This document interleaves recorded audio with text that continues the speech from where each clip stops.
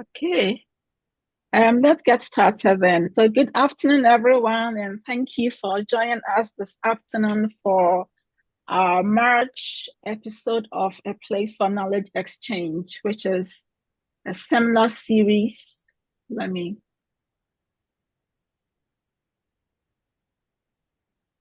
go ahead and share my screen.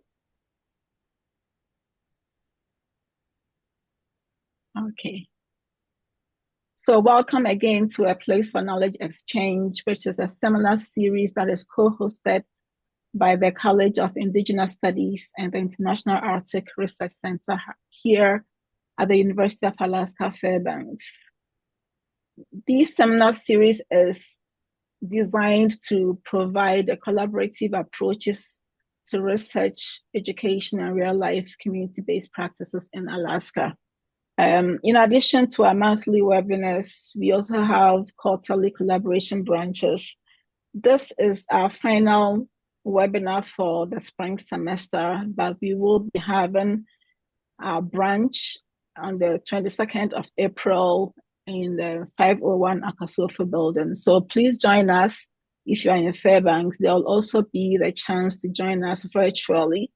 So please look out for that Zoom link if you are with CIS or IARC. So before we invite our speakers, I would like to acknowledge the lands that we are so fortunate to work on. And so we acknowledge that everywhere we live and work is native land. We recognize, appreciate, and honor Indigenous peoples and their past, present, and future land stewardship. We are committed to building long-term reciprocal relationships with Indigenous organizations and knowledge holders to create relevant and actionable information in support of their sovereignty and self-determination.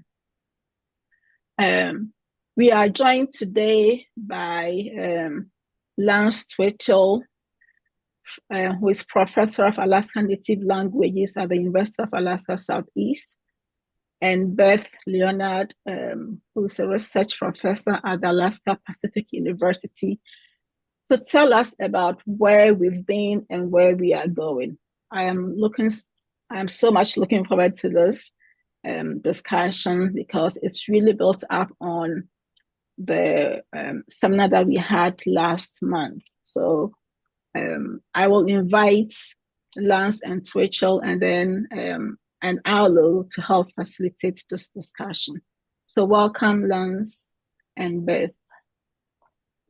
Geez, yeah, thank you so much for having us here. It's great to visit with folks, especially Dr. Beth Leonard, who I admire and have known for quite some time, doing work to advocate for increasing power and presence of Indigenous peoples in higher education. My name is ʻUnei Lance Twitchell. I live in Juneau, Alaska. I work at the University of Alaska Southeast, primarily in our Alaska Native Language program or Indigenous Languages program. And I did my master's at UAF in creative writing with a focus on fiction and poetry. And I got a PhD at Ka Haka ʻUla o Keʻelikōlani at the University of Hawaiʻi at Hilo with a focus on Indigenous languages and cultural revitalization. Dr. Beth, you want to introduce yourself? Sure. Ade Ihuds, Sedith Nakai, James Dementi, Genius Hava Deg Xit'an Hatanatlan, Ginondidoy Leonard. So, hi everyone. My name is Beth Leonard, or Ginondidoy, which means robin in my heritage language, Deg Xinag. My parents are the late James and Jean Dementi, and my hometown is Shageluk, or Deg Xit'an. So let's see. I've been working for Alaska Pacific University since 2020 in a research professor position. I was hired to under a grant to help faculty indigenize coursework and curriculum. And so I moved in into teaching after that, and now I'm teaching and doing some administration for the liberal studies program, and we're hoping to roll out an Indigenous Studies BA later this year if it gets approved by the accrediting agencies. So we're excited about that. Let's see, I did all my degrees at the University of Alaska Fairbanks, including my PhD in Indigenous or in interdisciplinary cross-cultural studies. So I'll stop with my introduction there and we can go on with the conversation. Thank you, everyone. Awesome. Thank you both so much for being part of this today. Lance, I think we were going to start with questions about language work between you and Beth. Yeah, Dr. Beth, how did you get started in doing language work? Because I know both of us do work in Indigenous studies and higher education, but I think language work is very close to our heart and what we do. And so I was curious, how did you get started with your language and the work that you did? Well, gosh, it was back when I was an undergraduate. You know, I waited till after I had a child to go back to college just because it would be easier that way, right? So I was taking business courses, and I happened to take a linguistics course from Dr. Jim Carey, who had done language research in my area. And, you know, he was, I must say, sort of hard to learn from, but he was very excited about the language, the languages that he'd worked with. And so, you know, I caught some of that excitement because the languages really hadn't been emphasized when I was growing up. During the 1960s and 70s, they were very much actively suppressed. And my father was a fluent language speaker of Deg Xinag, as well as his sisters, my grandmother. And so, you know, it was that point that I started questioning why I hadn't, you know, bothered to learn this, you know, wonderful language before, you know, that was part of my heritage. And so I started learning in my early 30s and ended up going from business to linguistics, which is kind of a major shift, but you know, it was really facilitating my learning of my heritage language. And so that's kind of how I got started in language learning. And you know, that we've had a number of we started out with phone classes, you know, back in the day, learning through audio, which was very challenging. But, you know, there was a lot of repetition, and, you know, it was really fun to work with my family members on things that, you know, I hadn't really worked with them on before, like the language, you know, and so, you know, we've continued with our language gatherings. Laverne Haleg Dementif is now hosting a weekly language gathering for Deg Xinag. So, and I've worked with the Doyon Foundation Languages Online Learning Program, and also their Mentor Apprentice Program. And so, you know, I'm not nearly as far along as I'd like to be. Of course, my dad and his family members have since passed away.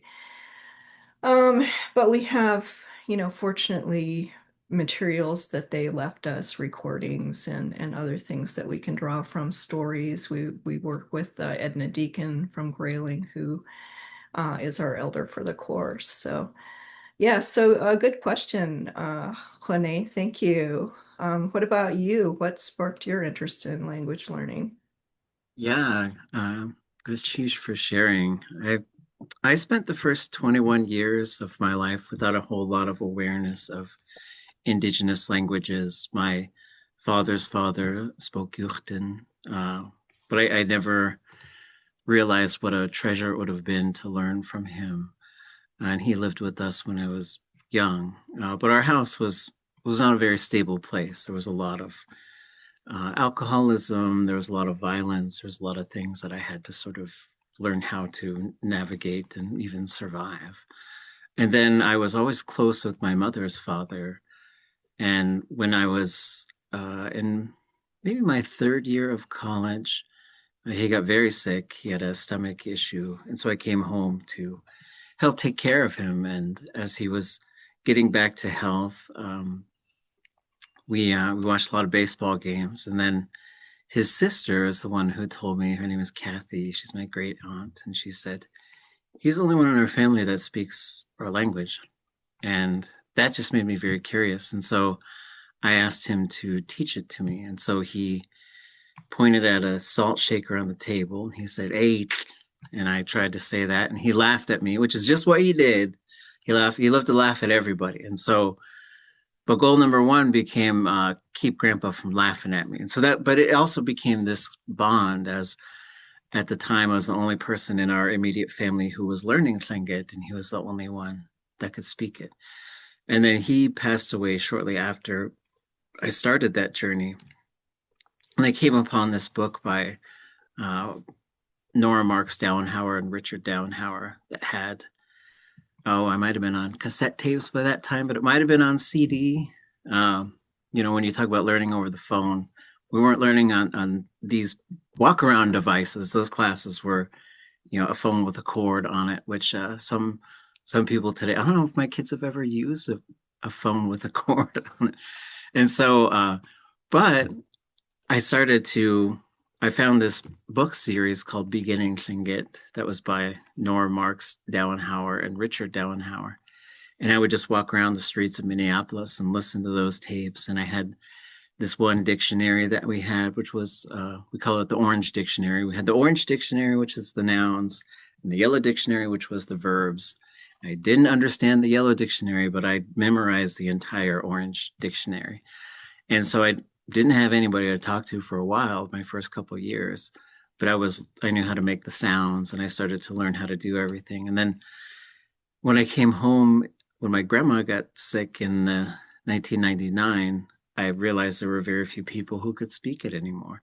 And so I started getting involved with programs that were getting us together to speak the language. And I started going to immersion camps, and I started to learn how to speak. And then as I learned how to speak, I realized I needed to learn how to teach people the language. And somewhere in between that, there was a book I came across called Stabilizing Indigenous Languages, named after a conference that happened in Flagstaff, Arizona. And I think the editor just happened to be driving past the University of Minnesota where I was going. And he had a box of these books, and he said, "I got a lot of Native students here. I'll just drop the box of these books off." And I found it, and I read it and loved it. And I wrote a paper for an upper level academic writing class, and it was called Stabilizing Indigenous Languages. And the TA who graded it gave me a C- and wrote, "Why doesn't everybody speak English?" And that was it. And so I was like, oh, I gotta fight now. And so I fought that grade, and I was like, I'm gonna have to fight these systems and learn the language and teach the language. And that kind of led me on that pathway. All, you know, within these this is my 30th year of speaking and studying Tlingit. And so I know in Hawaii, sometimes they line up, and however long you've been studying the language is considered your language genealogy age. And so I'm a 30-year-old, even though I was 21 when I started learning. But I'll do my own math on how old I am. So and I love languages, and I love that. But I know we are involved in higher education. And so I wanted to also talk about, I guess, the state of Indigenous peoples and studies in higher education and what currently needs to change. What do you think about that? Well, you know, I think there is a lot that could change, you know. So back in 2014, I was in New Zealand for 5 months doing some research on Indigenous higher education at Victoria University of Wellington, and interviewing people there about Maori experiences, you know, at the university, what some of their challenges and successes had been. And one of the people I interviewed, Megan Hall, had done a really interesting study with Maori students on their experiences at VUW.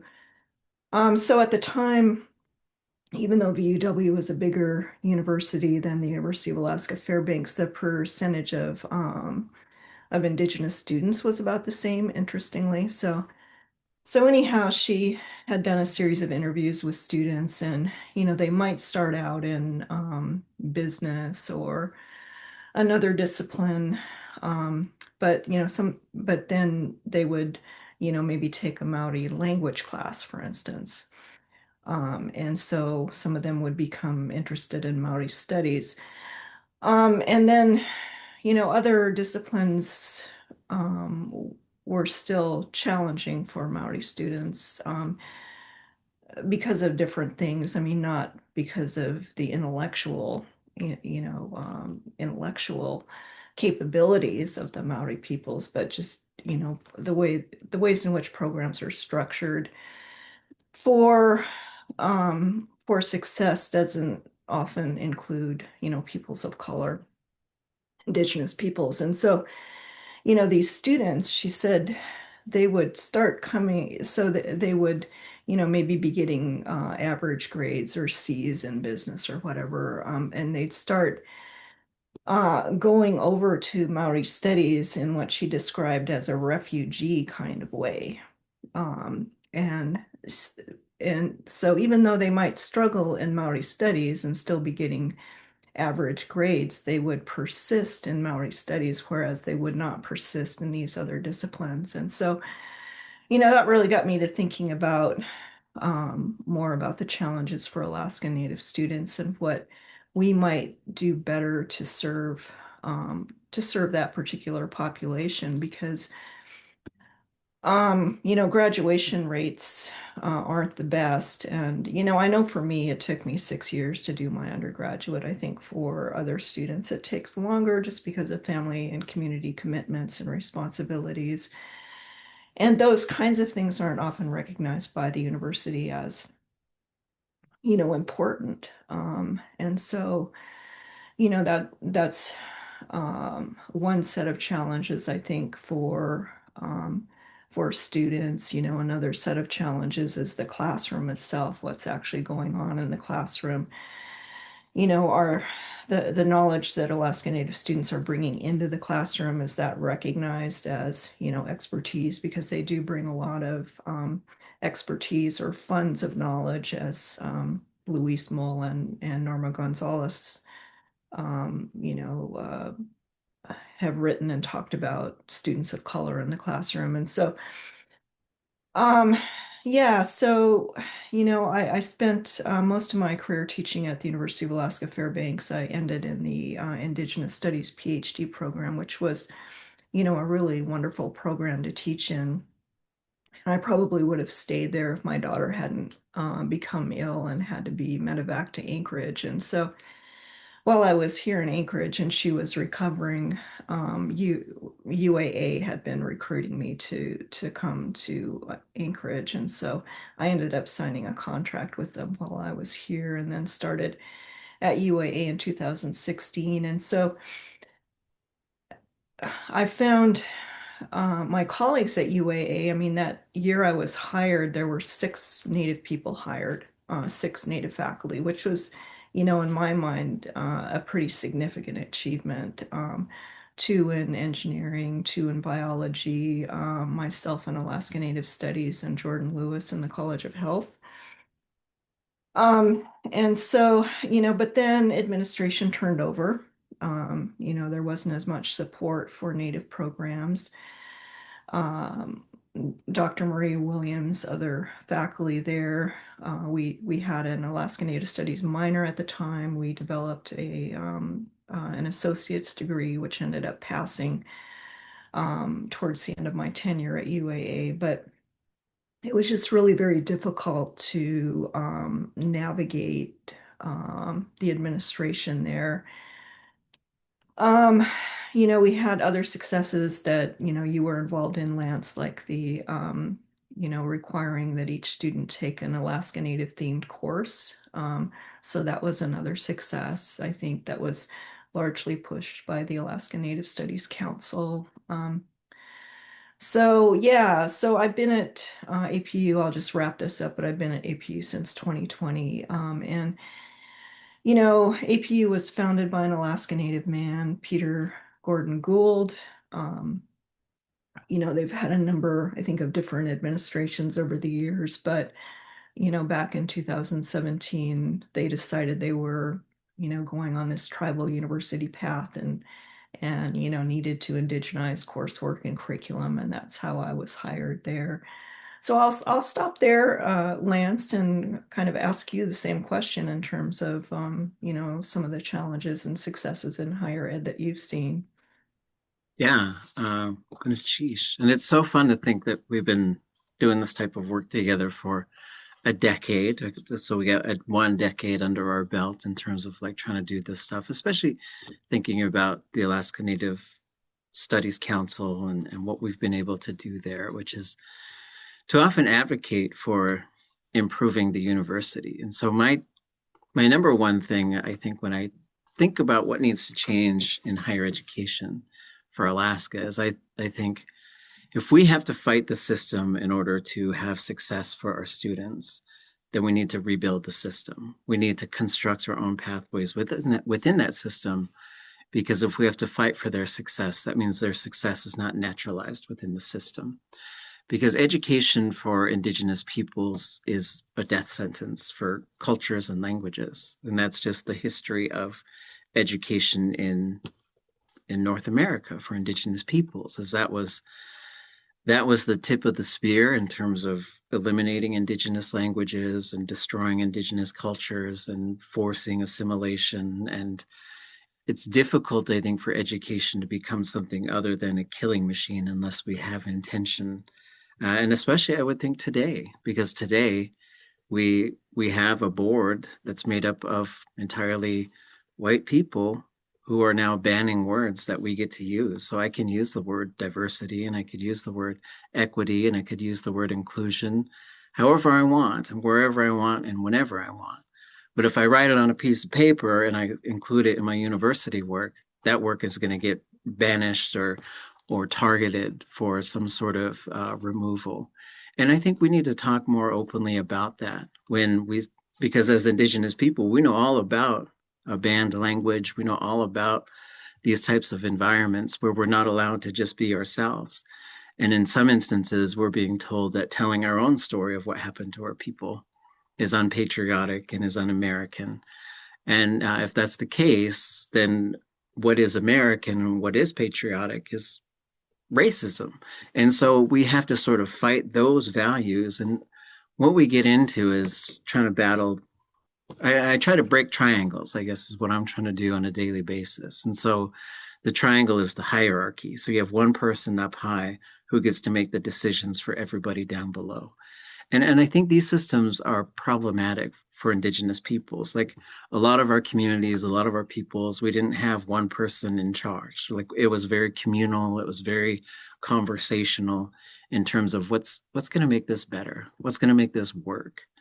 And so as we look at what needs to change in higher education, sometimes it's a numbers thing, which also is ending up on the growing list of banned topics and items, which I think is ridiculous, because I think if people are banning words, they better, well, I don't think we should be doing that, number one. And number two, like I would love to hear the qualifications of these folks who are saying what words belong and don't belong in higher education, because I think when they're doing that, it's creating barriers to people who already grow up with barriers. And when that kind of stuff happens, I want to demolish some of these systems and try and create something that works for our people. Because we are 25% and growing of the state population. If you just look at the student population across the University of Alaska, it's going to be about 25% Alaska Native. But if you look at the faculty, that's where the numbers really start to shift. And so at University of Alaska Southeast, we maintain about 100 faculty members. And then some of the numbers that we try to track, which are going to become more difficult to track because the University of Alaska every year would publish this thing called the Affirmative Action Report, which I think those two words together are probably illegal. Like, I don't know if they're going to come for me like through this. They're just going to reach through this curtain behind me and just drag me off if I keep saying these words, I feel like. But also, like, this was the thing that I would use every year to say, how many Native faculty members are there? How many Native, and the big thing for me is not just how many faculty members are there, but in a higher education, you typically have someone who's hired as an instructor. Maybe they're an adjunct professor. Maybe they're a term professor, and there's no guarantee year to year whether they're going to keep working. And then you have a tenure track, which means you're on track to be tenured, which is a little bit more of a soft guarantee that you'll be there the following year. And then you have tenured faculty, which means you're a little bit more solid in the system. You go from assistant professor to associate professor, and then you can become full professor, which in the University of Alaska, there might be 2, there might be 3 out of the total number of professors that they are in the entire University of Alaska system. And I feel like we're not going to be allowed to look at these numbers anymore. And I think the numbers have never gotten significantly better. Like, when you go higher up, when you go from adjunct professor to term professor to assistant professor to associate professor to professor, the percentage of Indigenous people in those positions goes down the higher you go, till we get to like maybe 1 or 2%. And so that's a long ways from 25%. And so my question to every University of Alaska president has been, what do we do with this? How do we get to a point where maybe the workforce is 25% Alaska Native? And what the current sort of thing that people are sort of saying is, well, that means you're hiring people who are not qualified. But people who are Indigenous can be qualified for all kinds of things. And so I think also when we have these, as we've built these Indigenous studies systems, which have been built by wonderful people at every single one of our universities in Alaska, and then trying to think of, it's still not working. Like the graduation rates, the retention rates are still low. Students will probably likely tell us that they have to either be themselves or succeed. And it's an either or type of challenge. And so if that's the case, then we want to continue to adjust this thing so that people can continue to be themselves, and that everybody who graduates from higher education in Alaska has some base level of knowledge of the Indigenous peoples who are here.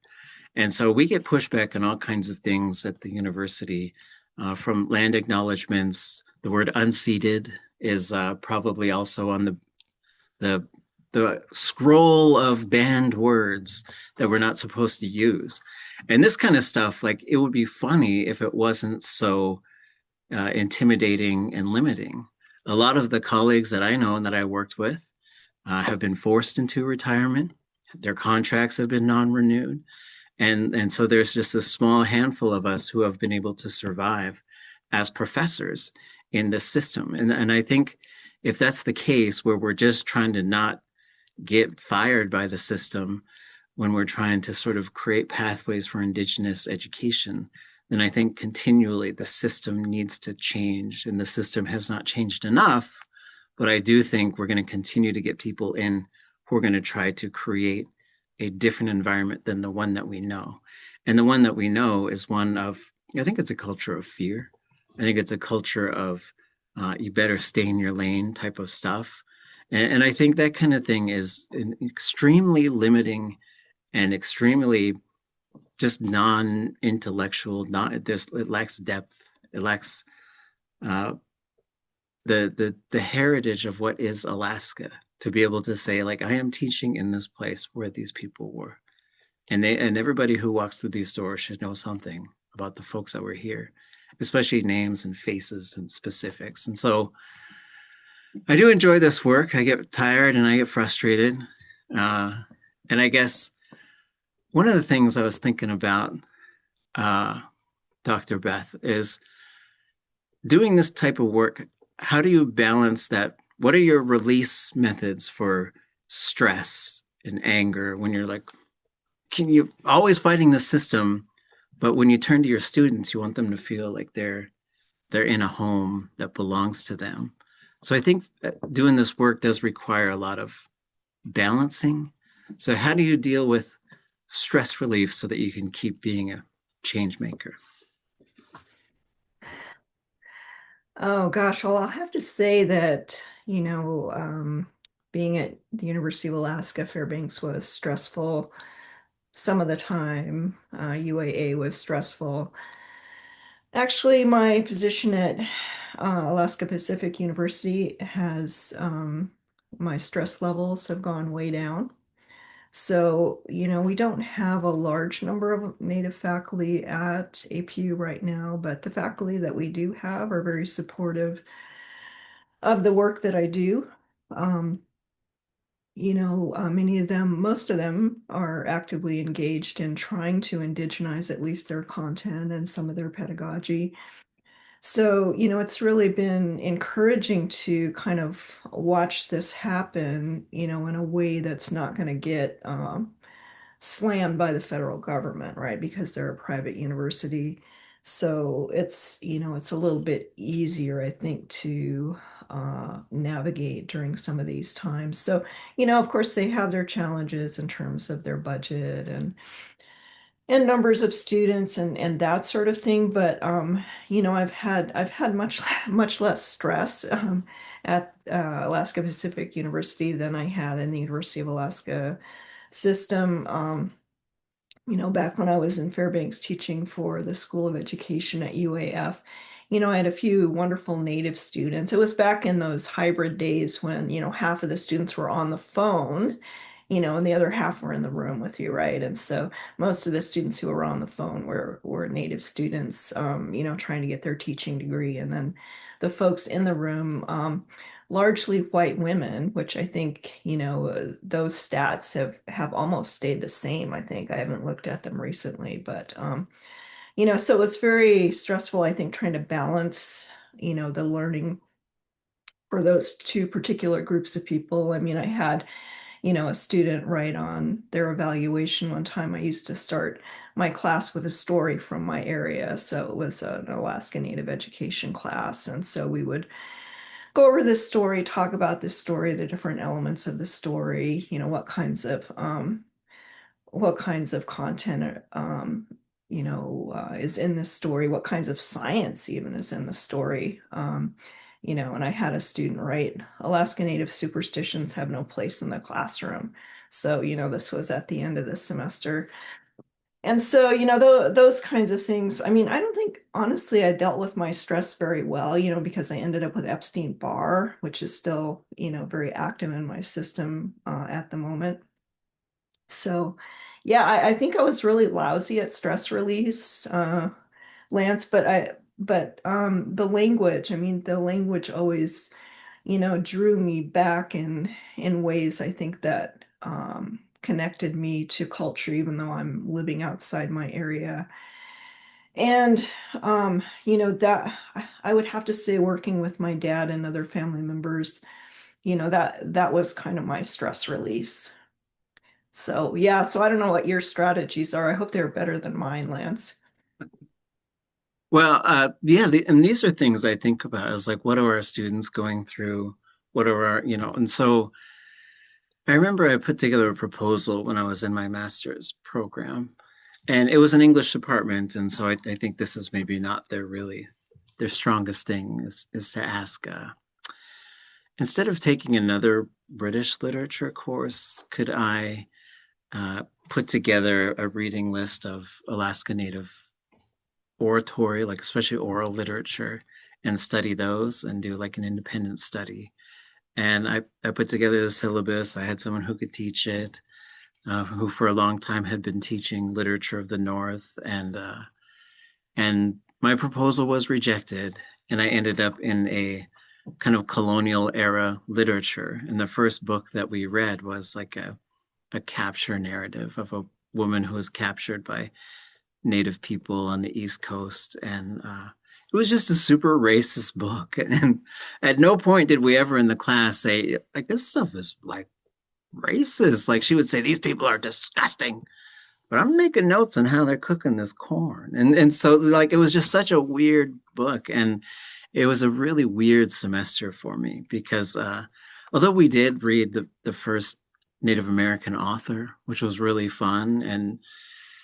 And so, but we also kind of glossed over, like we just read one chapter of that book. And so I was getting stressed there. And so I think getting a bachelor's degree at the University of Minnesota was stressful. I think getting a master's degree at the University of Alaska Fairbanks was stressful.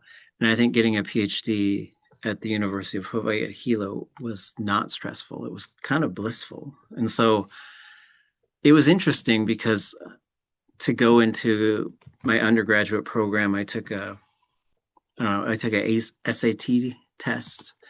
And then I had to send my scores in. I had to get a certain sort of reach this level or else I couldn't really even bother applying. And then when I went to UAF, they said, well, your application is accepted pending you taking the whatever the GRE, whatever the test was for graduate level. And I said, wait, just taking it? Does it matter what I get? And they said, no, you just have to take it. I was like, well, that's silly. And so I paid $40 or whatever it was to take this test. And I didn't even study. I just walked in and I was like, yep. And I was curious on how I did, but I don't like standardized knowledge tests because I've never seen a question about my people and who, like, you know, it'd be great if I took one of those tests and they'd say, what's the Tlingit word for robin? And I'd say, shuk, aced it. You know, and so, but when I went to Hilo, they said, well, you're supposed to take this graduate exam, but we're going to fight for that. So you don't have to do that. And so that was the only one where I felt like there was an active intervention for me in my education. And, you know, I got 2 English degrees and then a degree in languages. And so I also, with my undergraduate and graduate, wasn't studying like Indigenous studies primarily. And so a lot of the things I do for stress relief involve my creativity. So I like to write poetry. I like to play music. I like to compose Indigenous songs. I like to write screenplays and stories. And I can go into these fictional worlds and sort of release a lot of energy. Physically, I try to play hockey every year so I can go push people around and get pushed around and sort of get rid of some physical energy. And sometimes I'll just be looking at someone on the other team. I'll be like, you're the one who voted against my proposal. You know, and so I'm like, I would envision them and not the healthiest way, but I wouldn't be also like super mean. But I felt like it was a way to just leave some stuff on the ice and just sort of have a stress relief kind of that way. I do believe in praying in your language. I believe in meditating, stretching, trying to stay active. I have 2 dogs, and if I don't walk them every day, they turn into very loud and aggressive things. And so they're like little microcosms of people, which is if you don't stay active, I think you start to get a little bit more angry. And so I try to get out on the land and hunt and fish. We go to language camps. And when we're in our language, we seem to be laughing a whole lot more than when we're just in English. And so, but I think of those types of things too. And I always think, how do we make sure that that's not just something that we have to retreat to so that we go out in the world? And so some of the things that we've tried to do in some of our classes as well is create these very safe environments where people can talk about things. And this includes, you know, so I'm not always teaching, well, these days I'm mostly teaching our Indigenous language or teaching Indigenous languages. But earlier in my academic career, I was also teaching a wide variety of subject matter, and sometimes would be co-teaching classes where we're teaching a little bit of stuff to very large groups of students. And so for that, I'd also want to give them room to just be themselves. Like if they disagreed with things that I said, like I want to hear it. Like let's talk it out. Let's talk it through. And I remember I had one student who said, well, when the Hawaiians invaded Hawaii, and I said, did you say invaded? Because like literally no humans were there before they got there. And so, but I wanted to make sure that I gave him time. I was like, well, what do you mean by that? And I try really not to laugh at people or to minimize their experience, but I want to see where they're coming from. And so, and then I also want to see Indigenous success. Like, so I want to be able to do the things that there were these visionaries who held the seats before me. They were sitting in the chairs that I'm in now before I was. And so those are folks like Nora Marks Dowenhauer and Rosita Worrell and Dennis Demert and other people who are from this region who did amazing things. And then there's people from all across the state who've done amazing things. And what I want to do is just learn what they were trying to do and see if I can figure out how to get there. And so next year, we're launching a Master of Arts in Teaching Indigenous Languages. It's the first of its kind in the state. When you graduate from that program, you'll be a fully licensed and certified teacher in the state of Alaska.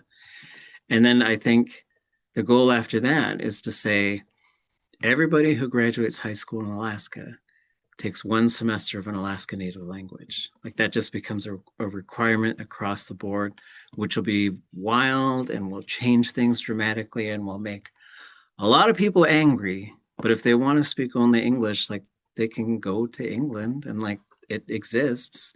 And then they can come here and they can also speak our Indigenous languages because those are the languages of the place. And so I guess I do a lot. And I talk to the elders and I would sometimes go to them with my frustrations and my stress and just listen to what they had to say. And so and one of the things I really tried to live by is my grandfather told me that his father said, the angrier somebody makes you, the longer you should take before you truly respond to them. And so I'll try to sit on things sometimes. I'm like, ooh, once I start writing that email from a place of anger, I'll give it a day or two. And then I had a wonderful colleague at the University of Alaska Southeast. And I would send her Ronalda Cadiente Brown. And sometimes I would send her stuff. I was like, this is what I'm going to do. And she'd be like, okay, you should maybe do it this way. And she was so wonderful at just sort of helping me to not bring out the knives, the daggers every time, and just instead like come from a place of calmness. Because when you always want change and you see that things are not great and sometimes terrible for your own people at the place that you work, sometimes it makes you want to burn the whole thing to the ground. But that's not going to be an option. And so instead you have to re-envision the whole thing and be this part that says it might be impossible, but we have to change this thing so we can maximize success for our people.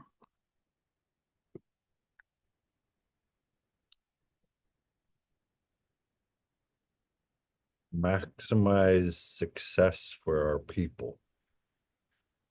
Yep.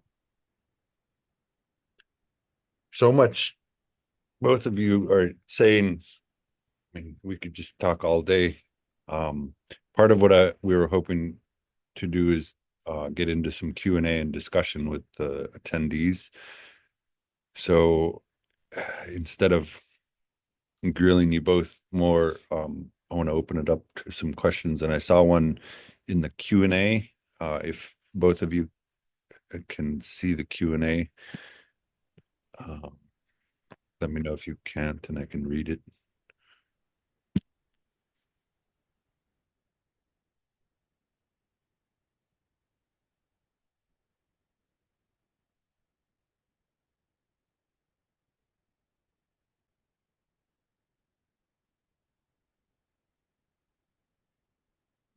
I think that so the question from Katie Archer Olson is, what more can we do in this UA system when tenure has not been secured?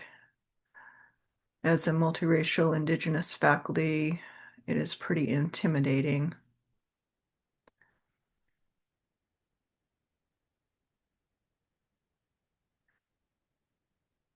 I see them now. And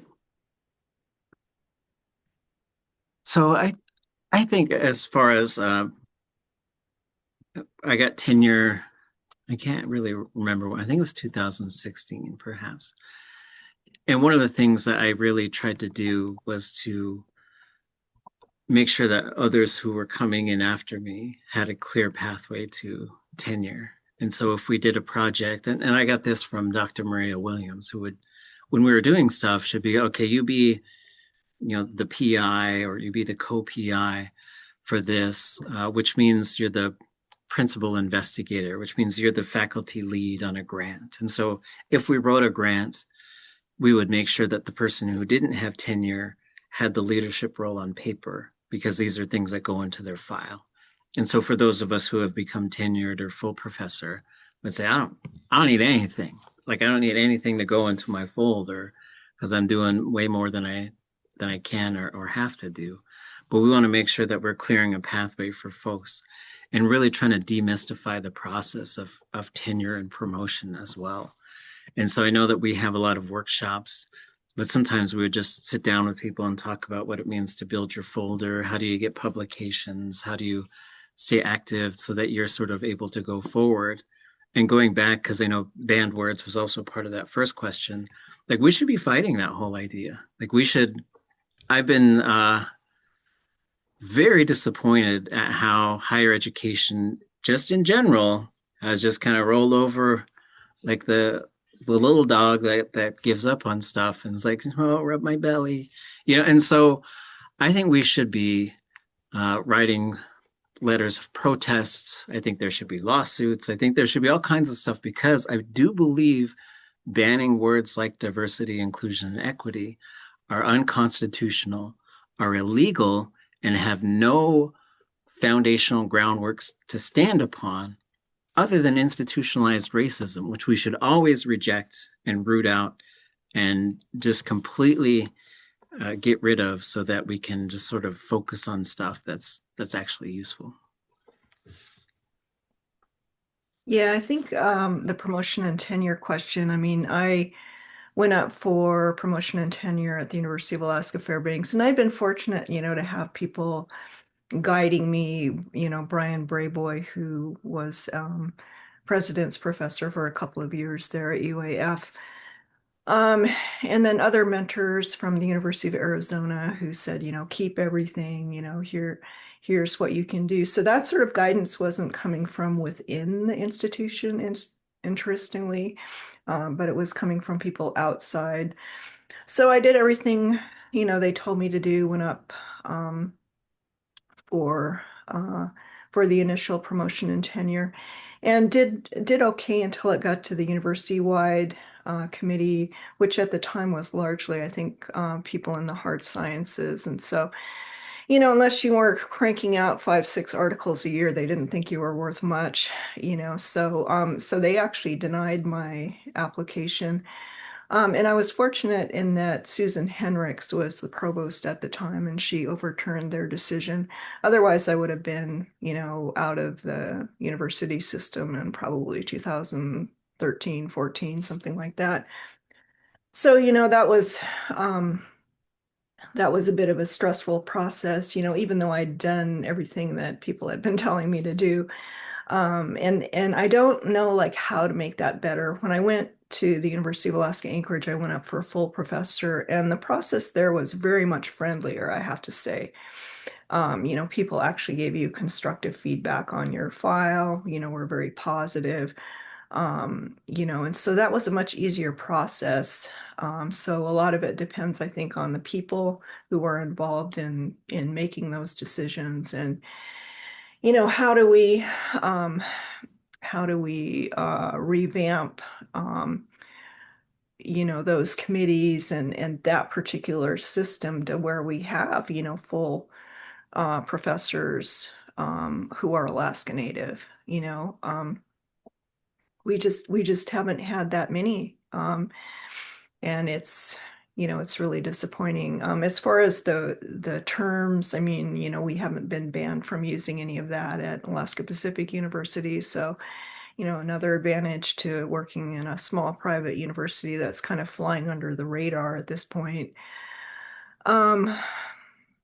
Yeah, so yeah, I don't know. I think sometimes I think the whole promotion and tenure system, needs a complete makeover, because a lot of people are really doing a lot of community work because that is, in their unit criteria.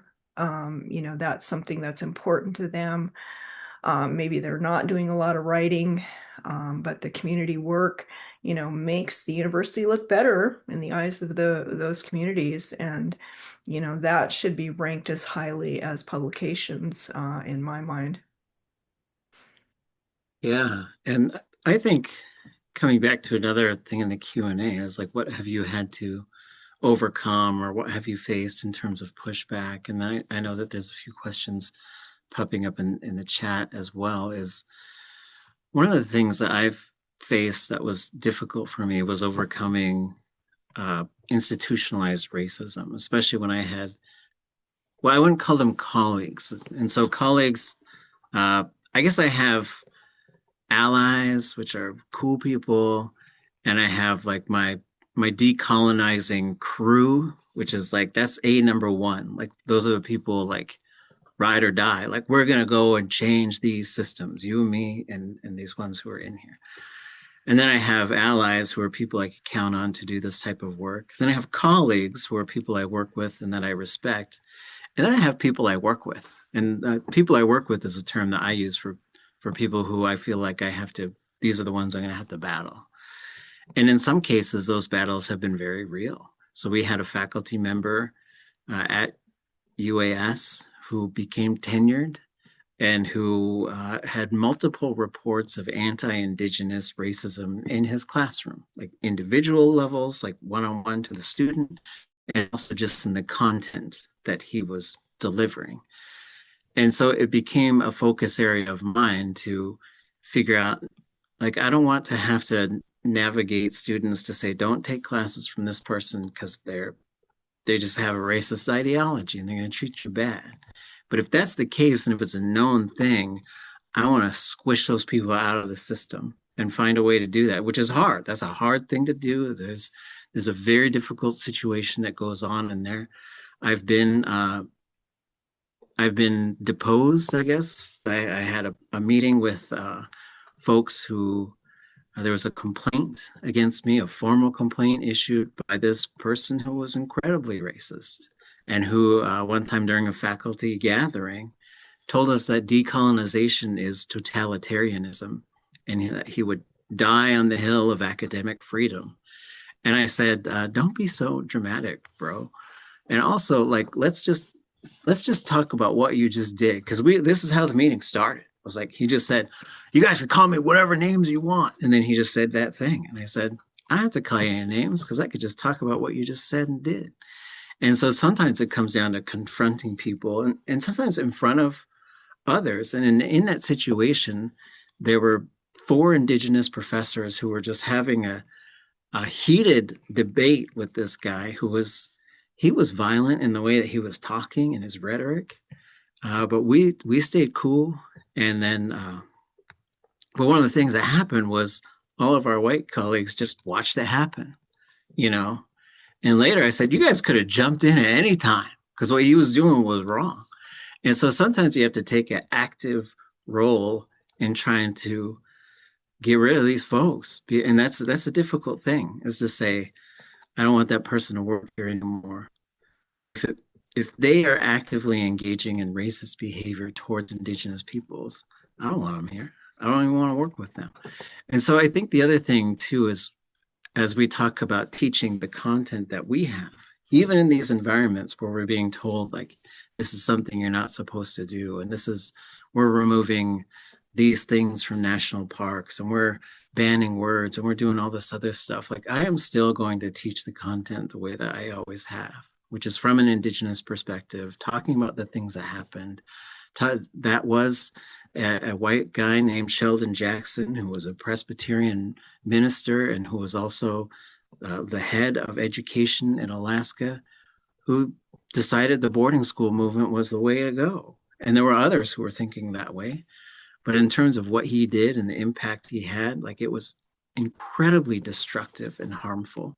And we need to talk about that. We need to talk about the involvement of churches and governments in the suppression of indigenous languages and cultures, and talk about what we do now, who's accountable, what's going to happen in the future to make these things less, how do we make sure that these languages survive, and not just survive, but are back to daily use in the communities where they belong.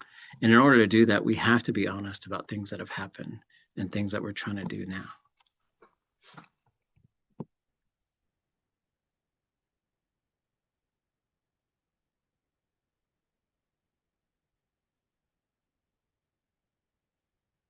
There's another question, Dr. Beth, in the chat, which is, what do the processes decolonize, indigenize, and transform involve?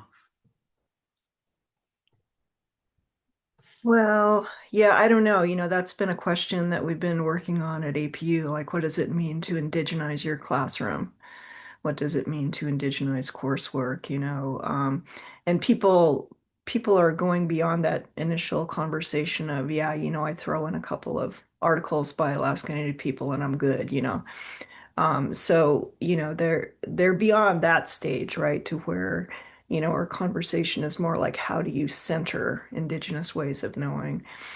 But for some of the disciplines, I think decolonization needs to happen first, especially the science disciplines, because Indigenous knowledges and sciences have been dismissed by Western science for a long time. And so I think, decolonization, kind of picking apart that history, of the sciences, where does knowledge come from? What are Indigenous people's contributions to the ways in which we live today? Well, democracy, our whole, pharmacy and pharmaceuticals, those came from the Indigenous peoples of the Americas, so there are all these different things that people don't realize, the ways in which Indigenous peoples have contributed to the ways in which we live today. And there's some older writings about that. There's some newer writings, but so in some cases, I think decolonization needs to happen before indigenization. I mean, honestly, I'm a little uncomfortable with indigenization as a term, as a process, just because, Indigenous, takes a very diverse group of peoples and lumps them together under one term, the same as Alaska Native. And so, we try and talk about some of the issues with even that term, right? And having an Indigenous studies bachelor's degree, for instance, and what does that mean? And how is that going to help students? So, there's still a lot of things to address, a lot of conversations to have, but I guess those would be my initial comments on, decolonization and indigenization. What about you, Lance? Yeah, well, I think decolonial work is essential to what we're trying to do. And when we talk about decolonization, we just have to realize, like, a lot of it is the undoing of colonialism. And one of the biggest things with colonialism, I think, that needs to be deconstructed and removed is these nested concepts of white supremacy. Like, even I was reading a Jack London book, which I don't recommend for anybody. And because I was on a panel talking about literature of the North, and they said, okay, you get this book. And someday I'm going to hang out with the person. He's a great friend of mine, but the fact that he gave me this book, because I hadn't read it since I was probably 10 years old. I don't know.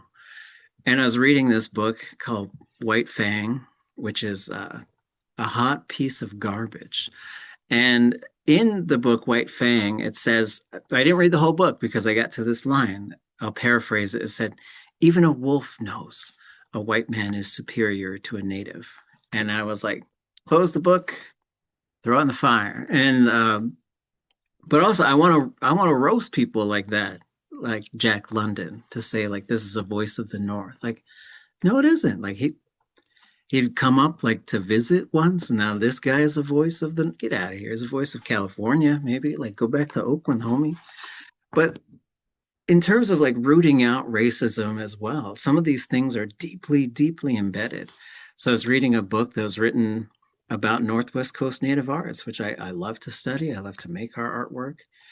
And I was teaching from this book, and I was excited that this book existed. And then somewhere in there is this quote and says, they have a very sophisticated art form for being primitive people.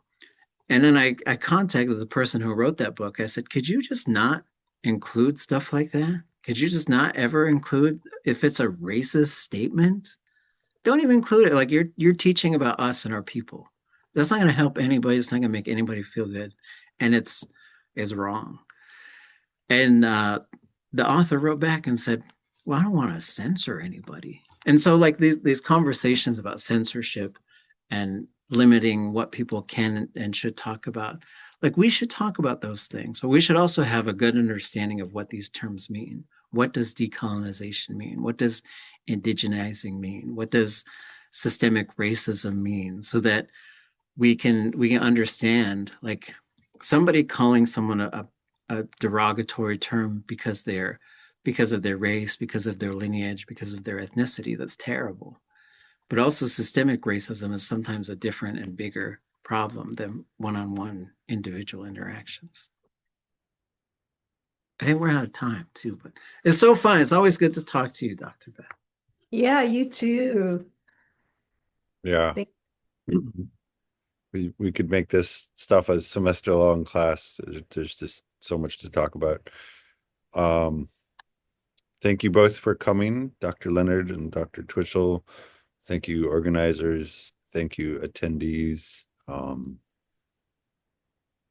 Yeah, there's just so much.